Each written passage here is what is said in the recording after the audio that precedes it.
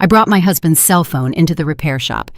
The technician, a man I'd known since he was a teenager trying to fix his first cracked iPod screen, pulled me aside with a grave look that wiped the humor clean off his face. "Zahara," he said, his voice dropping to a harsh whisper that seemed too loud in the quiet shop. "Cancel your credit cards and change your home's security codes right now. Don't go home alone tonight." I blinked, the movement feeling slow, as if my 66-year-old brain couldn't process the simple sequence of words. "Jamal Williams, what in the world are you talking about? Has someone hacked Elijah's phone?" He didn't answer right away. Instead, he leaned closer to the workbench, his shadow falling over the cracked glass of the device. Jamal turned the phone's screen toward me, and there they were, perfectly clear, chillingly precise. A list of scheduled messages that laid out the logistics of my death with the cool efficiency of a grocery list. I've always believed that the quiet, everyday choices are the most revealing. The ones we make without thinking, driven by habit, and the comfortable belief that tomorrow will look exactly like today. That Tuesday morning in Charleston, South Carolina, the air thick with the damp, musky smell of the low country, I made one such choice. I picked up Elijah's phone from the cherry wood nightstand we bought on our 40th wedding anniversary. I noticed the hairline fracture in the screen he'd been grumbling about for weeks, that tiny, spider-webbed flaw, and decided to take it straight to Jamal Williams's shop off King Street, right between the popular coffee spot and the black-owned bookstore. It was a chore, an act of wifely maintenance, nothing more. My name is Zahara Toussaint. I'm 66 years old. Elijah and I have been married for 41 years, long enough for our lives to have settled into a deep, predictable rut that I had, until that moment, mistaken for security. We raised 3 children: Langston, our careful, detail-oriented lawyer in Atlanta; Nia, the fiery artist in New Orleans; and Kimani, our sensitive youngest boy who was teaching high school history back in Charlotte. We raised them in our restored historic home in Cannonboro, Elliottboro, watching them grow, head off to college, and return for the holidays with our grandchildren in tow, filling the tall ceilings with their joyful noise. I worked as a reference librarian for 37 years before retiring, a profession that taught me the value of data, research, and quiet persistence. Elijah, a successful dentist, still practices 3 days a week, though he constantly talks about retiring fully, selling the practice, buying a condo somewhere smaller, lighter. We are, by all accounts, comfortable, established, and safe. We are, I thought, a success story. Elijah had already left for his office that morning, the heavy thud of the front door closing at 7:30 a.m., precisely on schedule. The night before, he'd been noticeably jumpy, pacing the kitchen floorboards, which creaked in a familiar, comforting rhythm, and checking his phone over and over, his thumb swiping the screen with restless energy. When I asked him what the matter was, a rare intrusion into his world, he gave me that practiced, calming smile, the one he used for his most anxious patients, and assured me, "Just a minor issue with the clinic's billing software, Zahara. Nothing to worry your pretty head about." I'd learned long ago not to press Elijah when he used that tone. Our marriage, I now realize, wasn't built on mutual understanding, but on a foundation of clearly defined boundaries and silent concession. He managed the investments, the practice, and the vast, cold logic of money. I managed the home, the social life, and the warm, complex logic of family. It worked. It had always worked, or so I believed, by creating separate spheres that rarely intersected. Jamal's Electronics was more than a shop. It was a neighborhood landmark, a brightly lit sanctuary of modern technology in the heart of a historically black business district. Jamal himself was practically family. His son Malik was in my book club, constantly challenging my interpretations of Toni Morrison. His wife Shonda, a sorority sister, had brought me her famous Gullah chicken soup when I had the flu a few years back, staying late to gossip and braid my hair. The community was an intricate, tightly woven quilt, and Jamal was a strong thread in its pattern. The bell above the door chimed, a cheerful, brassy sound that felt deeply inappropriate for the terror I was about to receive. Jamal looked up from a laptop he was dissecting, his reading glasses perched on his forehead like a small crown. "Mrs. Toussaint, what brings you by so early? Did your Kindle finally give up the ghost?" "Elijah's phone," I said, holding up the cracked device. "He's been carrying it around like this for a month, acting like he's too busy for a simple repair. You know how men are about minor inconveniences." Jamal chuckled, the comfortable sound of shared exasperation over the male species. "Gotcha. Leave it with me. Should be ready by 4 o'clock, maybe sooner." He paused, reaching for a work order slip. "What's the access code? His old 4-digit PIN?" I recited the 6 digits. His mother's birth date. 06-12-56. The same code he'd used for everything, his briefcase, his luggage, his bank debit card, since the day we met. Simple. Predictable. Elijah Montgomery was not a man who appreciated complexity, a fatal flaw I had failed to observe for 4 decades. "Perfect," Jamal said. "I'll call you when I'm done." I spent the day like any other, walking through the motions of the life Elijah had planned to erase. I attended my aqua aerobics class at the community center, letting the cool, buoyant water ease the stiffness in my joints. Lunch was with my friend AITA, who lamented her daughter's messy divorce with the weary resignation of a mother who saw the train coming but couldn't halt the momentum. Then, a trip to the supermarket. I bought a 2-pound cut of wild-caught salmon for dinner, expensive, shimmering pink and silver under the fluorescent lights, because Elijah loved it, paired with a Sauvignon Blanc I knew he enjoyed. I was curating my own final meal, and I didn't even know it. The call came at 3:30. "Mrs. Toussaint, it's Jamal. The phone's repaired, but—" He hesitated. The silence was not the comfortable, professional pause of a busy technician. It was a deep, chilling shift in the atmosphere, thick with unspoken dread.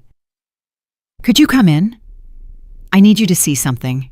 And please, please come alone." "Is there an issue with the screen?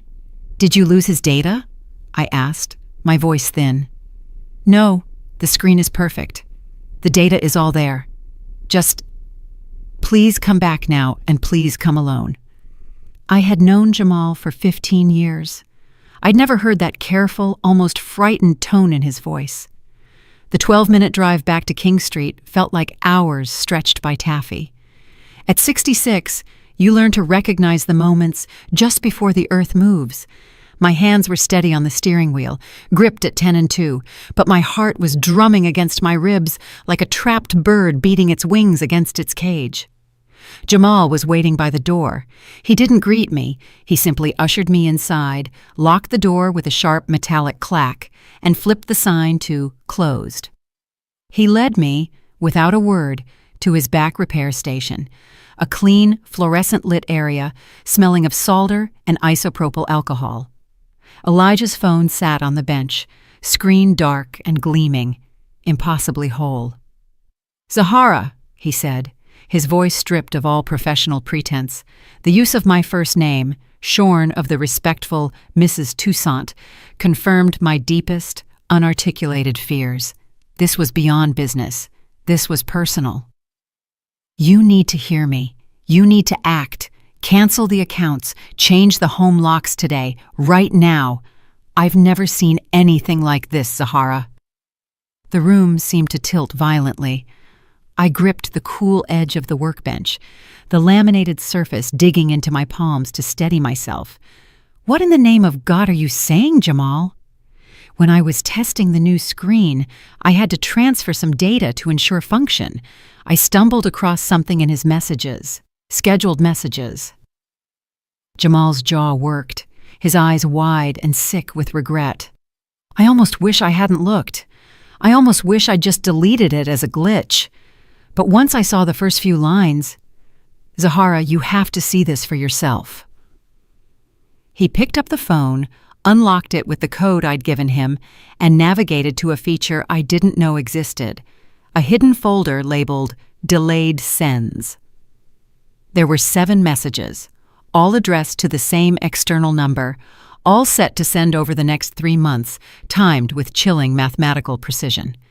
Jamal handed me the phone, pulling his hand away as if the device were poisonous. "I am so sorry, Zahara, for all of this." I read the first message, then the second. By the third, the breath had abandoned my lungs, and the world had gone cold and metallic. I had to sit down on the stool behind me. The messages were from Elijah to someone identified only as S. They weren't clumsy, passionate love notes of an aging man's infidelity. They were cold, logistical, and frighteningly precise instructions. The text was a blueprint of my execution, a business plan for my erasure. The life insurance policy is in the safe deposit box at the Wells Fargo branch. Key is under the second row of books, the old leather-bound set of Kipling, in the study. Death benefit is $750,000.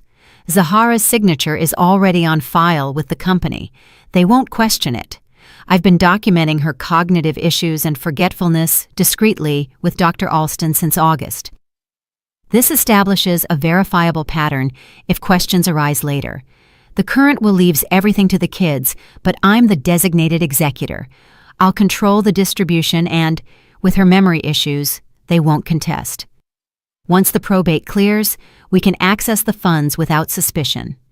6 months, maybe 8, for complete freedom. Remember, grief is expected. The performance must be flawless. I'll play the devastated widower. The community, especially the church and her friends like Aisha, will support me completely. No one questions a man who's lost his wife of 4 decades to a sudden, tragic decline. My vision tunneled down to the crisp white font on the screen.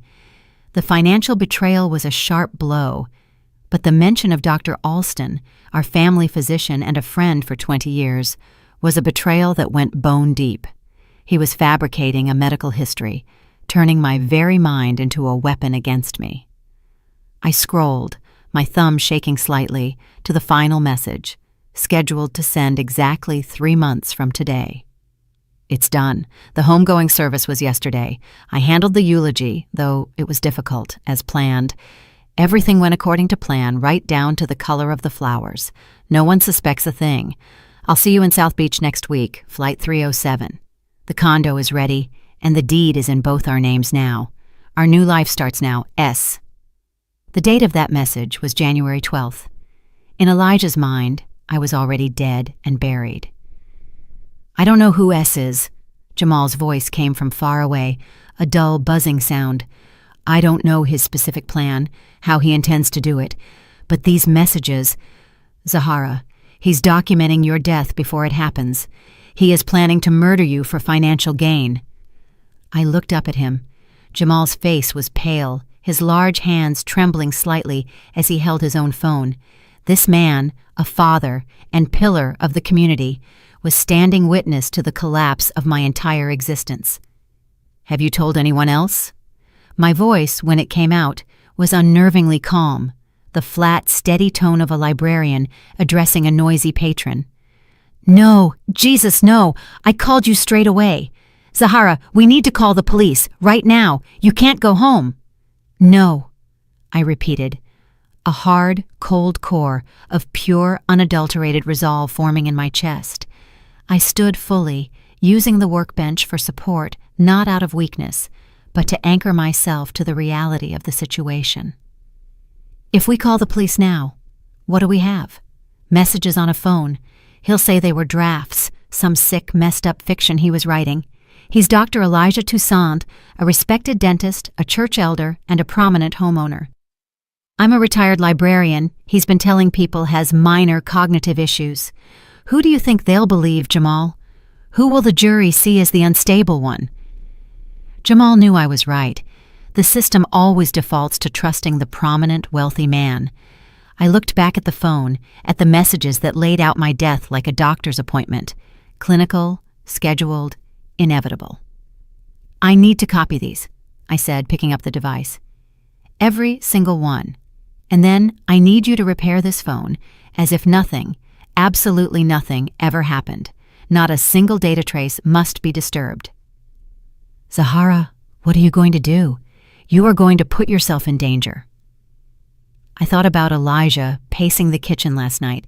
Was he checking these messages, ensuring they were queued, planning my murder with the same careful attention he used to plan our family's elaborate trip to the Tuscan countryside 2 years ago? The sheer arrogance of it was what finally broke the shock and left a burning residue of rage. "I'm going to find out who S is," I said quietly, the word S tasting like ash. "I'm going to find out exactly what he's planning, and then I'm going to make sure the only funeral that happens in January is the one for his career and his reputation." Jamal stared at me, then slowly, reluctantly, pulled out his own phone. "I'll take screenshots, every screen. I'll send them to my encrypted email account. We need hard evidence that's outside the phone, evidence of the time and date I found them." As he photographed each text, I forced myself to reread them again, focusing past the initial shock and panic and into the research mode I'd perfected as a librarian. Elijah had been laying groundwork for months, fabricating a medical narrative, reviewing our finances, our life insurance, our entire estate. He'd found someone, this mysterious S, to conspire with, to run away to a new life in South Beach. His confidence was stunning. He was so certain of success that he'd scheduled messages to send after my death, detailing my eulogy. He'd made one crucial, arrogant mistake, the kind men like Elijah always made when they stopped seeing the woman beside them and only saw the fixture. He had underestimated me. He looked at his 66-year-old wife, the one who did morning yoga, attended her service organization meetings, and cooked his expensive salmon dinners, and saw someone easily erased. He forgot that librarians are master researchers, that we know how to trace connections, build cases from scattered facts, and that a black woman who survives this long in this world is rarely a naive victim. Jamal finished, the process taking 5 agonizing minutes. "It's done. The pictures are locked down. What now?" "Now you fix this screen beautifully, Jamal, and when Elijah picks it up tomorrow, you tell him everything worked perfectly. No data lost, no problems at all. Tell him you had to run a diagnostic to check the accelerometer, but that's it." "And you, Zahara?" I slipped the phone into my purse, feeling the cold weight of the device, a weapon of betrayal now turned into a tool for retribution. "I'm going home to make dinner, and then I'm going to start pulling every thread of my husband's carefully constructed lie." I walked out of that repair shop into the Charleston afternoon. The sun was setting over the Ashley River, painting the sky a dangerous, deceptive gold and crimson. Beautiful, deceptive, just like 41 years of marriage that had hidden a murder plot beneath its calm surface. Elijah wanted me dead by January 12th. He was going to be severely disappointed. I cooked the salmon that evening with the mechanical precision that comes from 4 decades of muscle memory. Sear for 4 minutes, finish with a sprig of fresh lemon and dill. Asparagus roasted crisp tender on the side. I moved through our large open-plan kitchen with its expensive granite countertops I'd chosen and the copper pots Elijah's mother had gifted us, feeling like a ghost haunting my own life. Every object, the Cuisinart mixer, the neatly stacked plates, the woven runner rug, was a monument to a lie I had maintained. Elijah arrived home at 6:15, exactly as he had for 41 years. I heard his key in the lock, the familiar pattern of his footsteps, heavy, purposeful, a man who knows he owns the space he walks into. He appeared in the doorway, still wearing his immaculate white dental coat, and smiled. "Something smells wonderful, dear," he said, kissing my cheek. His lips felt cold against my skin, the brief contact making my stomach clench. "How was your day, Elijah?" I asked, my voice level, the tone I'd perfected over 4 decades of performance, the agreeable, slightly passive wife. "Long. Mrs. Davenport needed a root canal, and you know how she talks, complains about the humidity, the potholes, the entire state legislature." He loosened his silk tie, the small, familiar gesture of coming home, of shedding the professional skin. "How about yours? What did you do today, Zahara? Did you meet with AITA?" This was the test, the first subtle hurdle. I set down the spatula and turned to face him, leaning casually against the kitchen island. I had a good day. And yes, I took your phone to Jamal's. He said he'd finish the final testing overnight so you can pick it up first thing tomorrow morning on your way into the office. I watched his face, searching for the smallest flicker of panic, a twitch around his eyes, a tightening of the jaw, any sign that he remembered the danger hidden in that device. Nothing. His smile was steady, his eyes clear and dismissive. The arrogance was staggering. Oh, wonderful. Thank you, dear. I kept meaning to do that, but the practice has been a mess. He pulled a light beer from the fridge, the hiss of the can opening sounding like a serpent. Jamal do his usual good work? Perfect as always, I said, turning back to the salmon, allowing the facade of normalcy to settle over the kitchen like a thin, invisible gas.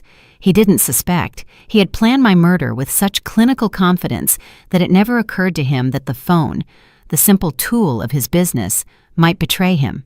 Arrogance. It would be his downfall, just as it had been his companion for the last 4 decades.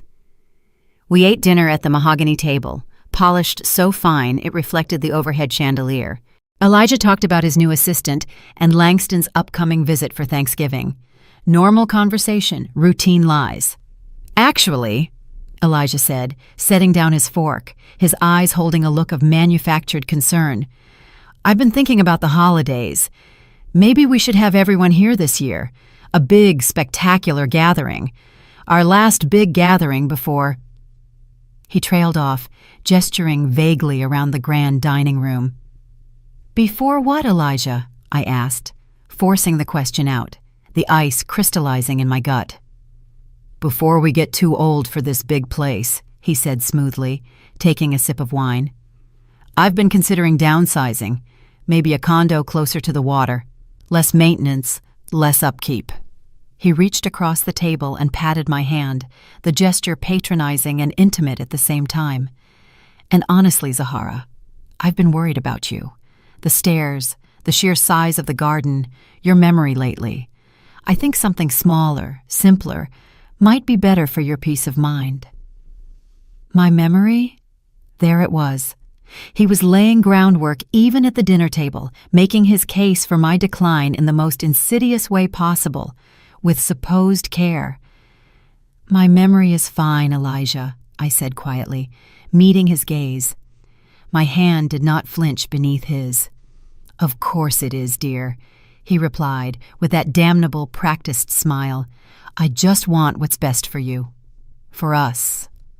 After dinner, Elijah retreated to his study. A dark, mahogany-paneled domain of professional journals, tax records, and the carefully locked safe deposit key. His domain. I cleaned the kitchen with manic precision, scrubbing away every trace of our shared, terrible meal. Then I went upstairs. I looked at our bedroom, the queen bed we'd shared for 4 decades, the wedding photos on the dresser, all framed in silver. Which side of the bed would Serafina Vance sleep on once I was dead? Would she move the photos?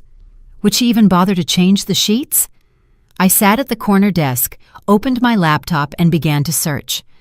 Finding S would not be easy. A single initial offered no digital trail. But Elijah was a creature of habit, and habits leave digital footprints. I started with his personal email using the same mother's birthdate code. He'd never bothered to hide his accounts. Why would he? I was just Zahara, his agreeable wife, the one who handled the grocery order, not the spreadsheets. His inbox was mundane, a tedious chronicle of a respectable, privileged life. Practice updates, golf course tea time confirmations, investment firm newsletters. I scrolled back 6 months, looking for an S name. Nothing. I checked his sent folder and deleted items. Hours passed in the quiet house, only the gentle hum of the refrigerator for company. At 11 o'clock, I found the first thread.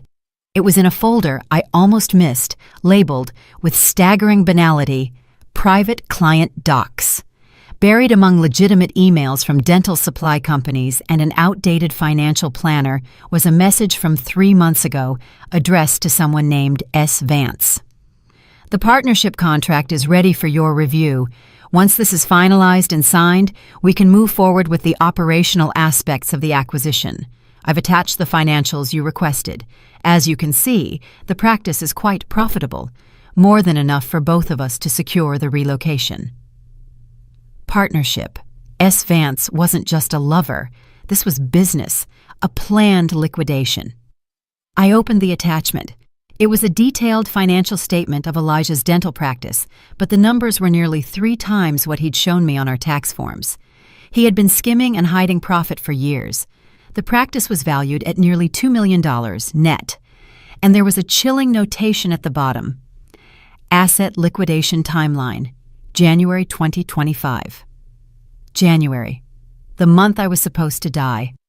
My hands shook, but my mind was utterly clear. I knew what I had to do. I searched for more emails from S. Vance. There were 7, each carefully hidden in the same folder. The story developed like a Polaroid picture. Serafina Vance, 42 years old, was a business consultant specializing in high-value medical practice acquisitions. The emails started professionally, discussing valuations and mergers, but by the 3rd, the tone had shifted entirely. I appreciate your discretion regarding the personal aspects of this transition. As discussed, a clean break from your current situation will make the sale and relocation much simpler and less legally messy. I'm looking forward to our new arrangement in Florida. Current situation, he meant me, the wife he couldn't afford to divorce. Then, an email from late August. I've reserved the condo in South Beach. 2 bedrooms, a private balcony, ocean view, as you requested. We can close as soon as your affairs here are settled. Don't worry about the deposit. I handled it through the shell company. I clicked the listing photos. A luxury condominium, all white marble and floor-to-ceiling windows overlooking the turquoise Atlantic. A $2 million price tag, to be purchased with the proceeds from Elijah's practice and, presumably, my life insurance. I took screenshots of everything. The transfers, the valuation, the pictures of the condo, emailed them to a private, encrypted address I'd created years ago for family documents, and cleared my browser history. It was past midnight when I finally climbed into bed beside my husband. He was already asleep, snoring softly, one arm flung across my pillow. I lay rigid in the dark and listened to him breathe, listened to the rhythmic sound of the man who planned to kill me. Had I really never seen the cold, calculating stranger beneath the surface? Or had I simply chosen 41 years ago to ignore the truth in favor of comfort? The next morning, I drove not to the community center, but to the main branch of the Charleston County Library. The building was an anchor of my life, smelling of old paper, polished wood, and possibility. I knew every resource, every database, and every person who worked there. Zahara! Marian Andrews, the head reference librarian and my former protege, smiled warmly from behind the main desk. Missing us already? Come back to check on your old Dewey Decimals? Can't stay away, dear, I said, forcing a return smile. Marian, I need a massive, urgent favor. I need to research someone, and it has to be quiet, absolutely confidential. Marian's expression sharpened, the academic curiosity in her eyes replaced by the deep loyalty of a friend who knew my voice too well. Come into my office, Zahara. The door has a lock. In the small, windowless office, beneath the hum of the fluorescent lights, I told her a carefully edited version of the truth, that I suspected Elijah was planning a massive financial exit, selling his practice and leaving the country, and that I needed everything on his supposed business partner, Serafina Vance. I didn't mention the murder. That truth was too big to speak aloud yet, a terrible, poisonous thing I had to keep contained. Serafina Vance, Marian repeated, typing quickly, her fingers flying over the keyboard. Let's see what corporate filings and public records turn up. Over the next 3 hours, the results were damning. Serafina Vance was a consultant specializing in medical practice acquisitions. She was 42, divorced, based in Atlanta, but had recently relocated to Charleston to oversee a significant new acquisition. She's local? I asked, leaning over the screen. Very. She bought a penthouse downtown on East Bay Street 6 months ago. Paid cash, $800,000. Where did a consultant get that kind of money, Marian? A quick search of her LinkedIn profile shows her company dissolved 2 years ago. Marion, eyes widened in alarm, traced the woman's financial history through a maze of corporate records and bank transfers. Serafina had been drowning in debt from a spectacular business failure 2 years prior. The East Bay condo had been purchased through a Nevada-based shell company, and the money had been transferred directly from an account belonging to Elijah's dental practice. "Zahara," Marion said carefully, pushing her glasses up her nose, "this woman appears to be either embezzling funds from your husband's practice, or he's funding her entire life," I finished, a bitter, cold laugh catching in my throat. Elijah had given Serafina Vance $800,000. He'd promised her a $2 million condo in South Beach. He was planning to sell his practice and disappear with her in January. The only thing standing in his way was me, the inconvenient obstacle he planned to remove by fabricating my demise. "There's something else," Marion whispered, clicking into a different database. "I found court records. Serafina Vance was investigated for elder fraud in Atlanta 3 years ago. A client, another older wealthy professional, accused her of manipulating him into signing over assets. The case was dismissed due to lack of evidence, but she has a pattern." Elder fraud. Elijah was 68. How much of a fool did he think I was? "He thinks he's using her to plan my death," I realized, the horrifying pieces finally clicking together. But she's planning his. Once I'm dead and he's confessed to murder in his messages, he becomes a massive liability. She'll have full control of the assets they liquidate. He'll be next. Marion's face went white. "Zahara, we need to call the police right now. You can't go home." "No, I need proof of how he intends to kill me. Right now it's just intent and motive. I need the mechanism." My phone rang, making me jump. Elijah's number. I answered, my voice steady, the calmest voice in Charleston. "Hello, Stella." "Zahara." "Where are you? The library?" His voice was tight, thin with contained panic. "The library. Why? Is everything all right, Elijah?" "I need you to come home now. We have a visitor. Dr. Alston stopped by because, honestly, you were too anxious to come into the office for your checkup. He agreed to a brief house call to review the cognitive screening he says he has on file." The room spun, but I gripped the desk. The trap was sprung. I haven't had a cognitive assessment in 20 years. "Yes, you have, Zahara, last month. Don't you remember? You were at the clinic on September 12th. Zahara, this is exactly what we're concerned about, dear. This confusion." He hung up abruptly. I stared at the phone, the buzzing of the dial tone echoing in my ear.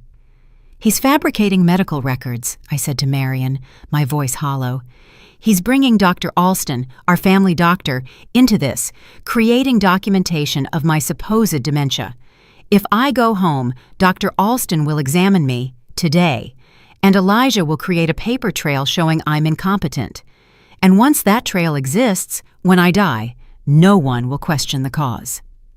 "What are you going to do?" Marion asked, fear overriding her usual calm. "I'm going home," I said, standing tall, pulling my shoulders back. "I'm going to take that cognitive assessment, and I'm going to pass it perfectly. I'm going to be so sharp, so clear, that Dr. Alston will have to discredit his own supposed records." I picked up my purse. "Marion, I need you to keep digging. Everything on Serafina Vance. Every case, every client she ever scammed." "Of course, but Zahara, be careful. That man is dangerous." "I've been careful for 66 years, Marion," I said, walking to the door. "It's time to be something else entirely." I drove home, past the historic churches with their tall spires and the busy market area where tourists were buying sweetgrass baskets. The air smelled of salt and gasoline. Dr. Alston's silver sedan sat in our driveway, a beacon of betrayal. I parked, checked my reflection in the side mirror, neat, composed, utterly sane, and walked into my house, into the lion's den. Elijah and Dr. Alston were waiting in the living room, a formal, unused space I rarely occupied. On the antique mahogany coffee table was a beige folder labeled in neat handwriting, "Cognitive Assessment, Zahara Toussaint." "There you are, dear," Elijah smiled, a look of immense, false relief washing over his face. Dr. Alston was kind enough to stop by. He has some concerns he'd like to review with you. I sat down in the high-backed velvet armchair, facing them both, making a deliberate effort to project calm strength. "Now then, Zahara," Dr. Alston began, his voice professionally gentle. His assessment was designed to make me fail. It was a rapid-fire succession of questions. Draw the clock face, recite 5 words and remember them, count backward from 100 by 7. Elijah watched with barely concealed anticipation, his fingers drumming a nervous rhythm on the arm of the sofa. "What year is it, Zahara? The day of the week?" "It's 2024, October 8th, Tuesday," I answered clearly, without pause.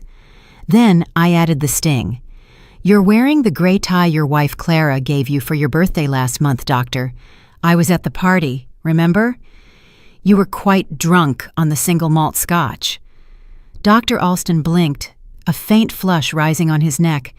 Elijah's jaw tightened, the drumming stopping instantly. The assessment continued for 40 tense minutes.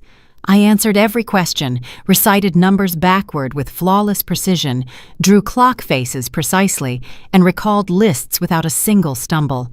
I was polite, charming, sharp, and undeniably competent. "Well," Dr. Alston said, closing his folder with a noticeable snap, "your cognitive function appears completely normal today, Zahara. Perhaps there was an error in the previous testing." "Perhaps there was no previous testing, Doctor," I said quietly. The room went silent, the air growing thick and cold. I turned my gaze fully onto Dr. Alston, stripping away 20 years of pleasantry. "Doctor, I have never been to your office for a cognitive test, yet you have a folder with my name on it containing fabricated results dated September 12th. On September 12th, I was in Atlanta for a library conference. I have receipts, hotel confirmations, and photos from Marian Andrews to prove it. Someone created these documents, Doctor, but they weren't careful enough to check my calendar." Dr. Alston's face flushed a deep crimson. He looked terrified. "There must be some terrible administrative mistake, Robert." Elijah stood abruptly, his composure finally cracking. "Zahara, you need to rest. You're overtired and upset. You're misremembering everything." "I'm not upset, Elijah. I'm clear-headed. Doctor, did my husband ask you to create false medical records, or did he create them himself, intending to implicate you later?" Dr. Alston stammered, gathering his papers with shaking hands. "I think there's been a serious misunderstanding, Robert. We should discuss this privately." "No," I commanded, my voice the sudden, ringing authority of a woman who had just stared down her own funeral. "Doctor, I think you should leave, and I think you should consider very carefully what you say about this visit, because creating false medical records for the purpose of financial fraud is a federal crime." Dr. Alston fled the house, his silver sedan peeling out of the driveway like a getaway car. Elijah and I stood in the living room, facing each other across 41 years of wreckage, the space between us charged with the silent violence of his exposed lie. "Stop." I held up a hand as he opened his mouth to lie again. "We both know I'm not confused. We both know exactly what's happening, Elijah." The mask slipped entirely, revealing the cold, selfish calculation of a desperate man. "What exactly do you think is happening, Zahara?" he asked, his voice low and dangerous. "I think you're planning to have me declared incompetent so you can control our assets, sell the practice, and run away with Serafina Vance." His hand shot out and grabbed my wrist, his grip surprisingly strong, driven by panic. "You've been going through my things, haven't you?" "Your unlocked accounts," I corrected, pulling my wrist free with a sharp tug that surprised him. "You never thought I'd look. You underestimated me, Elijah, and that was the biggest mistake of your pathetic life." "All right. Let's talk honestly then. Yes, I'm planning to sell the practice. Yes, Serafina is helping me. We've become close." "How close? Close enough to tell me you're planning to leave? Or close enough to tell me you're planning to kill me first?" His face went white, the blood draining instantly. "That's insane! Zahara, I would never—" "January 12th, I cut him off, the date a sharp piece of glass in the air between us. "That's the date on your scheduled messages, the one where you tell S, as you call her, that the funeral is over and your new life is beginning. I've read them all, Elijah. Every logistical, bloodless detail." He sat down heavily on the sofa, his shoulders slumping, the fight draining from him. When he looked up, there were tears in his eyes, not of remorse for the murder plot, but for the loss of his clean escape. "I never meant for you to find out like this," he whispered. The perfect picture of an apologetic husband. "I'm sorry, but you have to understand. I've been unhappy for decades. This marriage, it's been suffocating. Serafina makes me feel alive again." "Then get a divorce," I shouted, the quiet control finally snapping. "You don't need to kill me to be with her. You just need the courage to sign the papers. It's not that simple. A divorce would destroy me financially. The practice is worth $2 million, Zahara. You know South Carolina is an equitable distribution state. I can't give half of it away. I need all of it for the new life." "So you'd rather kill me for it?" "No. The messages were fantasy, role-playing. Serafina and I were just exploring a dark scenario." "Don't," I warned, the cold control rushing back. "I know about the condo in South Beach, the $800,000 you've already given her, her history of elder fraud in Atlanta. I know every secret, Elijah." His face hardened again. "If you know everything, you know you can't stop this. I control the medical decisions if you become incompetent. And with Dr. Alston's initial records, even if they were fabricated, I can simply call another doctor and have you evaluated. You have no power here, Zahara. You never did. Dr. Alston won't back false records now that I've exposed him." Elijah smiled, a terrible, chilling expression of pure malice. "He'll protect himself. He'll say you're paranoid, that you found his trash and created them yourself as proof of your delusion. Who do you think he'll protect? His reputation or the reputation of the difficult older woman who accused him of a federal crime?" He was right. I'd made a tactical error. I'd confronted him too soon, sacrificing the shock advantage for a momentary, dangerous catharsis. "Now," Elijah said, regaining his control, checking his expensive watch. "Now I have a call to make. Then we'll sit down and discuss how this marriage ends peacefully, amicably, or I make the call to have you evaluated by a different team who won't be so easily spooked. Your choice." He walked past me, already on his phone, and closed the study door with a definitive thud. I grabbed my purse. My phone buzzed in my hand. A text from Marion. "Found something urgent. Can you come to the library? Don't call. Just come." I walked toward the front door. "Where are you going, Zahara?" Elijah's voice snapped from the study doorway, the door suddenly open again. "Out," I said, meeting his eyes. "We're not finished talking, but I'm not staying here to be threatened. I have an appointment." "Yes, we are finished for now. I'm giving you time to think. If you walk out that door, then what? You'll have me committed? Go ahead, try. But I'll tell them everything, Elijah, about Serafina Vance, the $2 million, the scheduled messages planning my death. Let's see whose story they believe, the panicked husband or the collected wife with the documented evidence." It was a bluff, an act of sheer, desperate courage, but it bought me time. I got in my car and drove away. In the rearview mirror, Elijah stood in the shadowy doorway, phone pressed to his ear, watching me go, his face a mask of thwarted rage. At the library, Marion was waiting in the same office, her face pale, her hands trembling. The smell of old books was suddenly comforting, a scent of stability. She turned her computer screen toward me. A news article from the Atlanta Journal-Constitution dated 8 months ago. The headline was stark. "Prominent local dentist found dead in apparent suicide. Business partner under investigation for fraud." I read the article, my eyes scanning the text with the trained speed of my former profession. Dr. James Cole, an Atlanta dentist, had been found dead from an apparent overdose of painkillers in his office. His business consultant, Serafina Vance, had been investigated for financial irregularities, but never charged. "There's more," Marion whispered, clicking to another story. 2 years before that, a doctor in Jacksonville. Same pattern. Serafina Vance as a consultant. Sudden death, ruled an accident. Carbon monoxide poisoning from a faulty ventilation system in his garage. How many, Marion? I whispered, the words catching in my throat. 3 that I can find. Maybe more. She's done this before, Zahara. She finds successful older men, helps them plan some kind of lucrative exit strategy, and then they die. And she walks away with a fee, and then the liquidated assets. No connection, no charge, no witnesses. Elijah doesn't know this, I said slowly, the horror crystallizing into a terrible protective logic. He thinks he's using her to kill me and run away with the money, but she's planning to kill him too. Maybe make it look like a tragic murder-suicide. Guilty husband, dead wife, tragic, poetic end. You need to warn him, Zahara.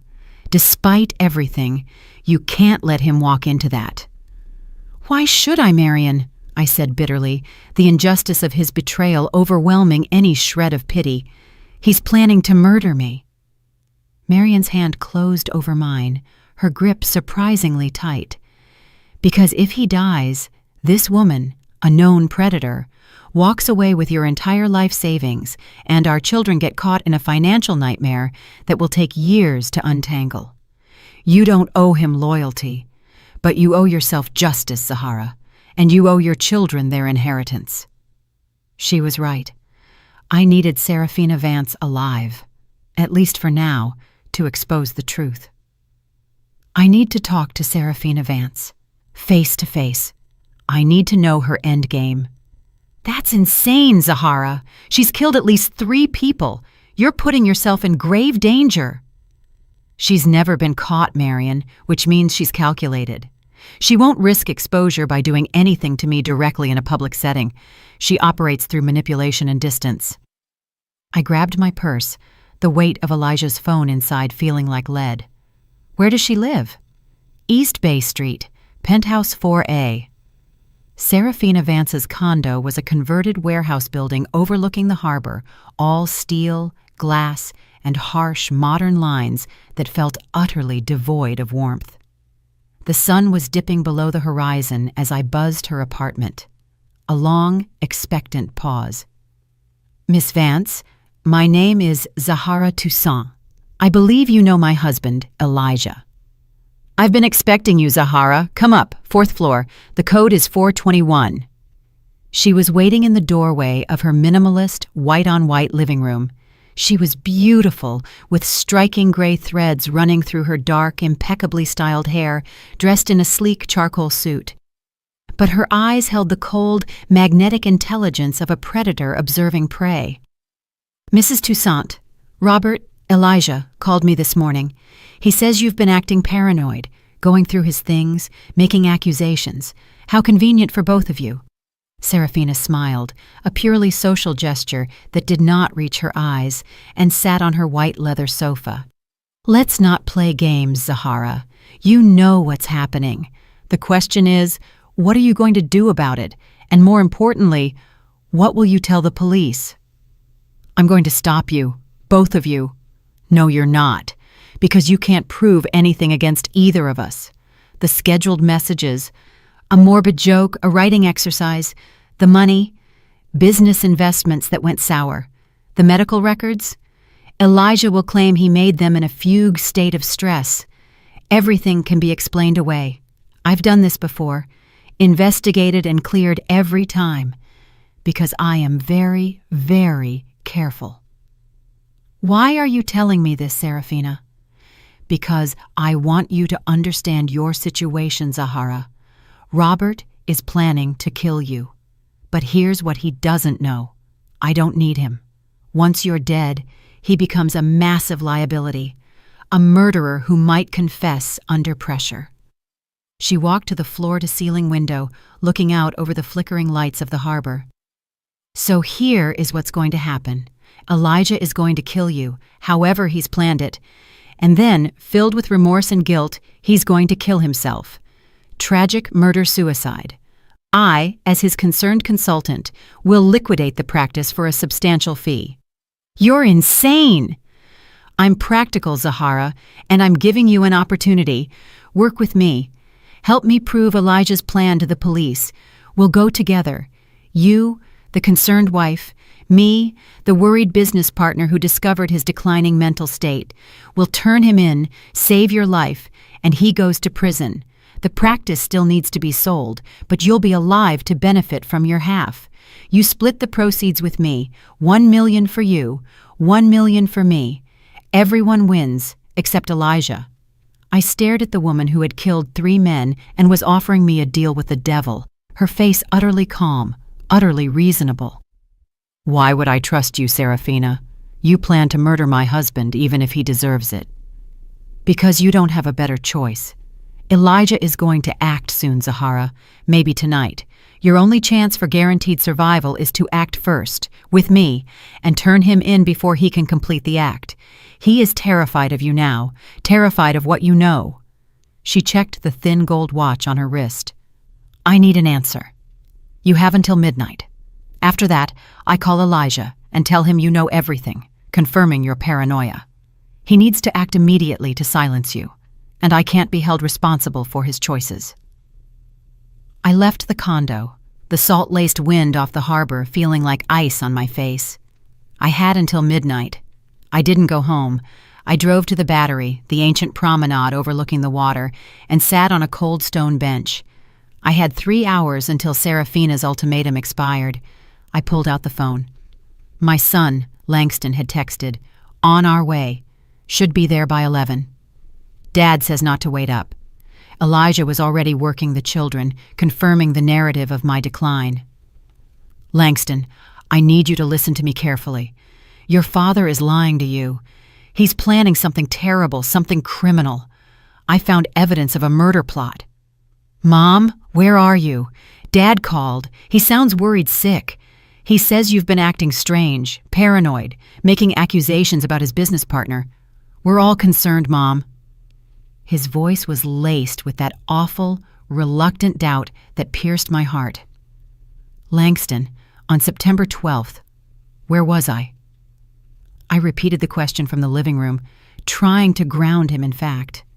A confused pause. I don't know, Mom. I think you were here in Charleston." "No. Your father has medical records claiming I was at Dr. Alston's office having cognitive testing that day, but I was in Atlanta for a library conference. Someone is trying to make me look incompetent so he can control everything without a messy divorce. He's planning to kill me, Langston, and make it look like a decline." That's crazy, Mom," he whispered. "Is it, son? Or does it explain everything that's been happening? Please, just come to Charleston. I'll send you the evidence I have. Then decide what you believe. Look at the financial statements. Look at the scheduled messages." "Okay, I'll come. But I'm bringing Nia and Kaimani with me. We'll all look at it." "Thank you," I said, the relief almost making me weep. "But don't come to the house. Meet me at the police station tomorrow morning, 9:00 a.m. It's important." I called Marion. "I need everything you found on Serafina Vance. Printed, organized, cross-referenced, in the next 2 hours. Meet me at the coffee shop near your house." At 9:00, I called Serafina. "I'll do it, your plan. But I want guarantees and a final meeting. Meet me at the coffee house on King Street. 10:00. We finalize the plan for the police tomorrow." She arrived exactly on time, sliding into the booth. "So you've decided to be smart, Zahara. Survival is paramount." "I've decided to stay alive. That's not the same thing as being smart, Serafina." She pulled out a slim, expensive folder. "This is everything the police will need. Robert's, Elijah's, transfers to me, the fabricated records, the scheduled messages. I have copies too. We go in tomorrow morning. We'll both claim we discovered his descent into madness. And after he's arrested? I get my fee for the liquidation work. You get the rest. We both walk away clean." "Except for the 3 men you killed." Her smile didn't waver, but a terrifying flash of anger crossed her eyes. "I didn't kill anyone. No evidence, no charges, no connection. I'm your best option, Zahara, your only option. You need to drop the moralizing." She checked her watch. "My deadline has passed. You made your choice by coming here. Elijah is getting nervous, making his move. He's asking me to come to your house tonight to help him with something. He's planning to act tonight, Zahara, and he wants me there to help stage it as an accident. He's desperate." She stood, picking up her folder. "Stay somewhere safe, a hotel. Don't go home. I'll meet you at the police station tomorrow morning, 9 o'clock sharp." Marion materialized at my elbow, taking the recently vacated seat. "Did you get it?" I pulled the small digital recorder from my purse, a voice recorder I'd borrowed from the library's collection earlier that evening. "Every word. She confessed to working with Elijah. She confirmed his plan to kill me. She confirmed she's going to kill him too. That's a start." "What now, Zahara?" "Now I go home." "She said he's planning something tonight. She's going to be there. Which means I need to be there to stop it and to document it. Marion, if something happens to me, if I don't call you by midnight, take that folder of research to Detective Jones at the police department. Tell them everything and play them this recording. My children will be there at 9 a.m. I drove home one last time. The air had turned cool, and a thin coastal mist was rolling in, obscuring the historic lamps along the street. Elijah's car was in the driveway. The house was dark except for a lone, warm light in the kitchen. I saw a text from Langston. "On our way. Should be there by 11. Dad says not to wait up." I texted back immediately. "Don't come to the house. Meet me at the police station tomorrow morning, 9 o'clock a.m. It's important. Don't call me back." I walked inside. The front door was unlocked, a detail I filed away. He was expecting company. "Elijah," I called out. "In the kitchen, dear. I'm waiting for you." He was at the mahogany table, not wearing a dental coat, but a comfortable cashmere sweater. A bottle of my favorite Oregon Pinot Noir was open, 2 glasses poured. "I was worried sick, Zahara. I'm glad you're home. Let's talk this through." "Where's Serafina?" I asked, not moving past the kitchen threshold. His hand tightened on his glass, his knuckles white. "Serafina, your business partner? The woman you've given $800,000? The woman you're planning to run away with after I'm dead? Where is she, Elijah?" "Zahara, for God's sake, she's not coming, is she? You texted her, asked her to come help you, but she didn't respond because she's done with you, Elijah. She got what she wanted, the $800,000. And now you're alone with a wife who knows everything and a murder plot that's falling apart." Elijah set down his glass carefully, the crystal making a sharp, clear sound. The mask of the penitent husband was gone, replaced by a terrifying, desperate rage. "How much do you actually know, Zahara?" "Everything. The messages, the money, Serafina's history, the 3 men she killed before you, your plan to make my death look like a natural accident, like a fall down those lovely historic stairs." I pulled out my phone, the screen showing the recorder app. "And I've recorded all of it. Evidence, proof, enough to send you to federal prison for the rest of your life." "You're bluffing!" "Am I?" I hit the speaker button. Serafina's voice, tinny but clear, filled the expensive kitchen. "He's asking me to come to your house tonight to help him with something. He's planning to do it tonight, Zahara, and he wants me there to help stage it as an accident." Elijah's face drained of color, going slack with genuine terror. "You've ruined everything," he whispered, half sobbing. "I ruined it. You planned to murder me to avoid a costly divorce. I planned to be free. I wanted to be free from this suffocating life. Serafina offered me a way out, a fantasy, and you couldn't just accept it. So what now?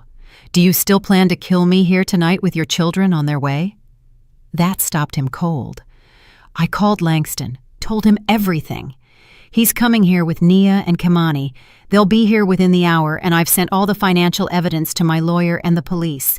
You can't silence me anymore, Elijah. It's over for you." He stared at me, defeated. Then his shoulders slumped.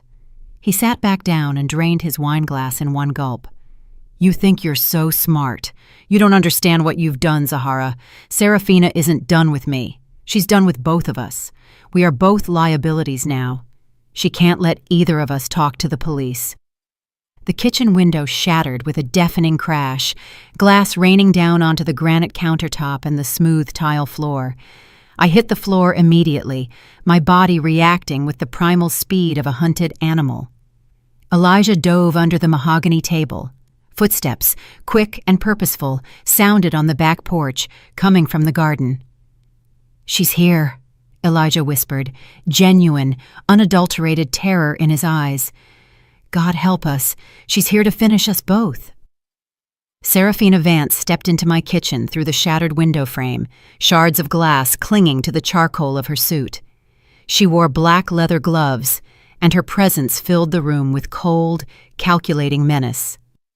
"Both of you on your feet," she said calmly, her voice echoing in the ruined space. "Serafina," Elijah began, crawling out from under the table. "I can explain. She's crazy. She made it all up." "You texted me 6 times tonight, Elijah. Desperate messages begging me to come help you handle Zahara. You made me a co-conspirator in murder, and now I have a liability I need to eliminate." She glanced at me, her eyes glittering with fury. "And you, Zahara, so clever, recording our conversation, gathering evidence. You should have gone to the police immediately. Instead, you came home to confront him. Fatal mistake for both of you." "The police have everything," I lied, my voice shaking slightly, but remaining firm. "No, they don't. You're bluffing, librarian. I know a researcher's instinct. You complete the research before drawing conclusions." She moved toward the cutlery drawer. "It's a perfect murder-suicide. Distraught husband planning to kill his wife gets caught. They struggle, he stabs her, and then, overcome with guilt and rage, he takes his own life." She picked up the lemon-slicing knife from the counter, its tip gleaming under the overhead light. "The whole neighborhood will talk about it for years." "They'll investigate. They'll find the evidence," Elijah cried, scrambling backward. "Evidence I'll provide myself, as the concerned business partner who tried to warn the children about their father's mental decline." She looked at us. "The question is, which of you dies first, Zahara? I think you should watch him go." "You've made a mistake, Serafina," I said quietly, remaining low, my eyes on her hands. "You assumed I came home alone tonight. I've been on an open call with Marian Andrews at the Charleston County Library for the past 20 minutes. She's heard everything you've said, every cold, calculated word." Her perfect smile faltered, her eyes darted toward the phone. "You're lying. That's an old trick." I hit the speaker button, the button I'd been readying the whole time. "Marian, are you there?" "I'm here, Zahara." Marian's voice filled the ruined kitchen, thin but utterly clear. "And I've recorded everything. Serafina Vance, you are currently being recorded, and I am calling the police right now on my other line. They are on their way to 118 Cannonboro Street." Serafina's face flushed with white-hot rage, the elegant mask melting entirely. She lunged for my phone. I threw the scalding coffee from my mug, the same coffee I'd made for Elijah that morning, directly into her face. Serafina screamed, stumbling backward, clawing at her eyes. Elijah lunged for the knife, but I was faster, sweeping it away from both of them and kicking it under the oven. "Out, Elijah! Front door now! Move!" We ran through the house I now knew was mine. I grabbed the keys for his car, the powerful Mercedes he always insisted on driving. We flew down the street toward the police precinct on Meeting Street, the low country mist wrapping around the car. We sat in the interview room until dawn, the fluorescent lights harsh and unforgiving. Marian arrived an hour later, breathless, carrying the folder of research and the recorder with the final confession. Detective Melissa Jones, a calm, steady woman with knowing eyes, looked at everything we'd compiled. "Mrs. Toussaint, are you telling me your husband conspired with Serafina Vance to murder you, and then she attempted to kill you both when you discovered the plot?"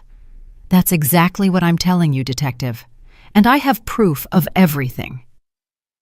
Elijah sat beside me, his head in his hands, his cashmere sweater stained with blood from the glass shards. He admitted he wanted out of the marriage and met Serafina 6 months ago, and that she'd convinced him a divorce would ruin him financially.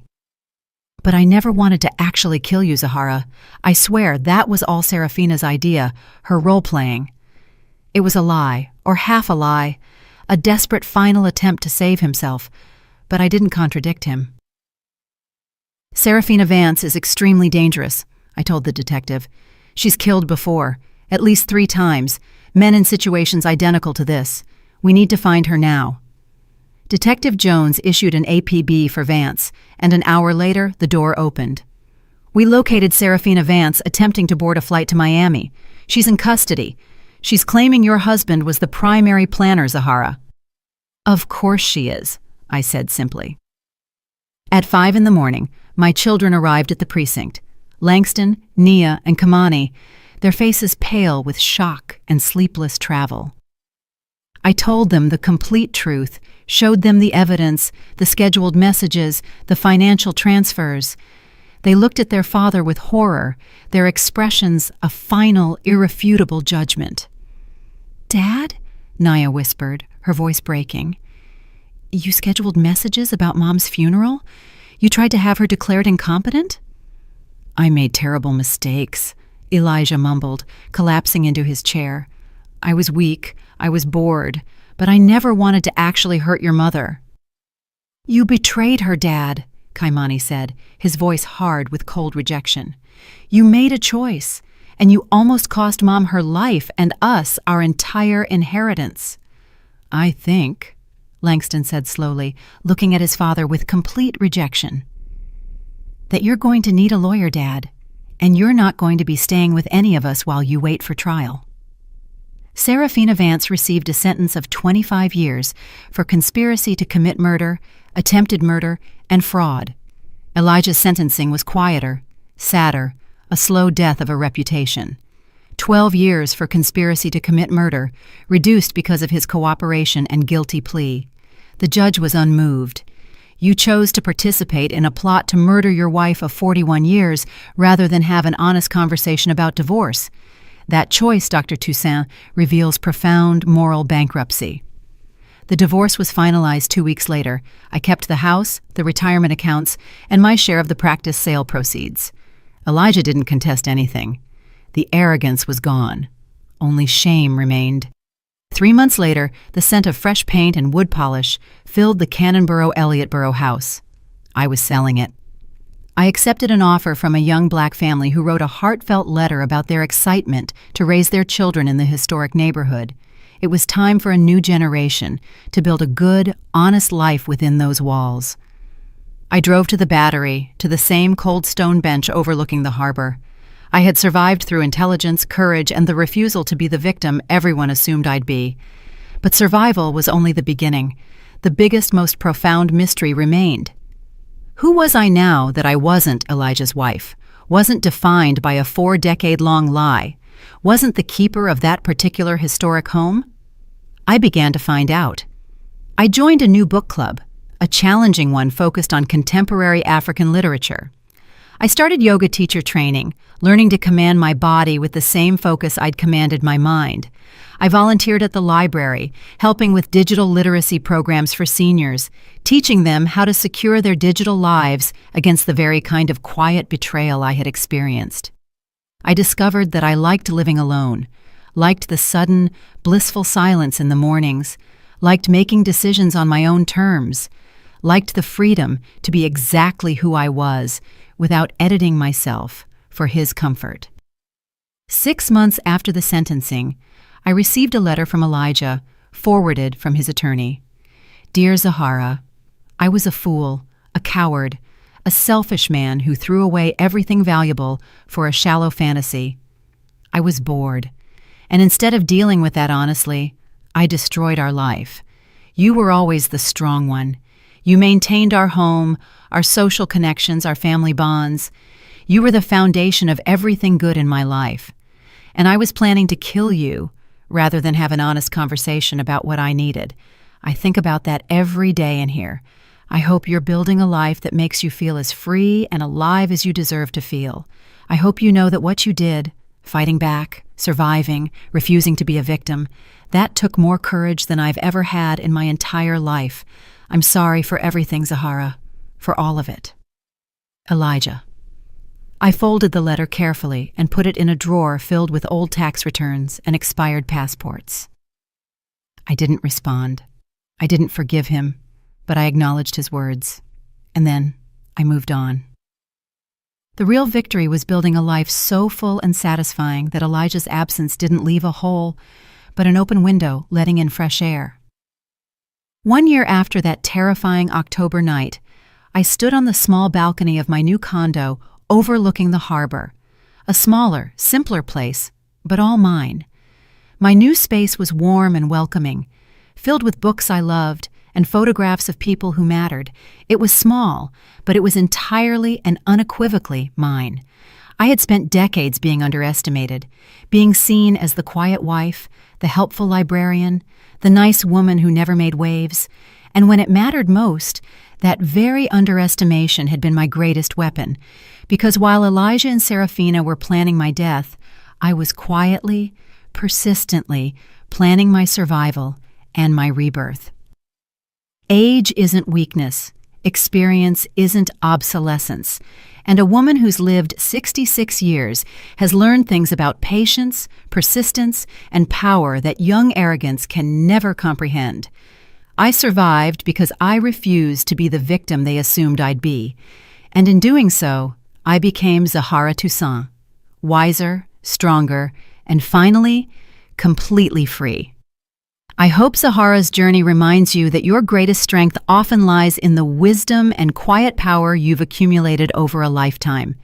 Never let anyone, especially those closest to you, mistake your kindness for naivete or your patience for weakness. Justice is a long road, but it is always worth the fight for your peace and freedom. Now, I want to hear from you. Have you ever faced a moment where you felt utterly underestimated, only to surprise everyone with your strength? Share your thoughts and where you're listening from in the comments below. Your stories inspire this entire channel. If this story of rebirth resonated with you, please hit that like button and subscribe so you don't miss the next powerful life story. You can see 2 more amazing transformations on your screen now. Go check them out. Thank you so much for your sweet support, and I'll see you in the next one.